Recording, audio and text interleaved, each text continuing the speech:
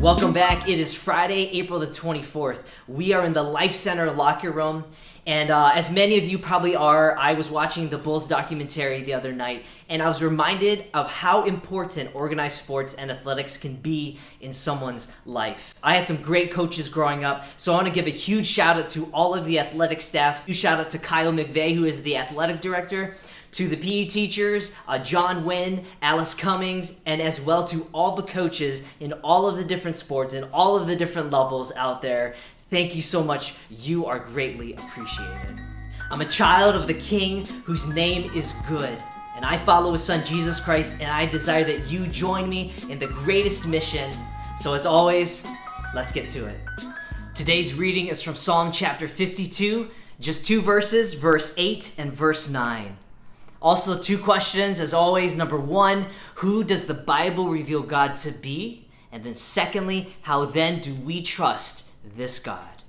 Verse 8 and verse 9.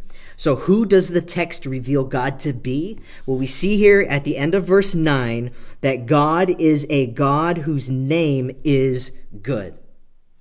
Now, God's name is the sum total of all of his attributes. So basically, whatever names of God there is, it represents who God is. So here, his name is good, therefore he is good. And we know we are talking about God here, who is Elohim, the one true God. So who is God? He is the God with a good name, which means that he is a good God. Now, yesterday we saw that to the wicked, God is a terrifying, holy judge, which is in contrast to those who trust in God. And these are the people who trust in God because God is good to them. And God makes them like a green olive tree. Yes! And you're probably like, I'm like a green olive tree? What? Yeah, yay, I think. Well, back then, a green olive tree, it represented security, and it was a long-lasting tree. Some trees could last up to 100 years. It was fruitful. So being like a green olive tree represents flourishing from God, being blessed by God. So being like a green olive tree is a good thing. Secure, long-lasting, fruitful, blessed from God.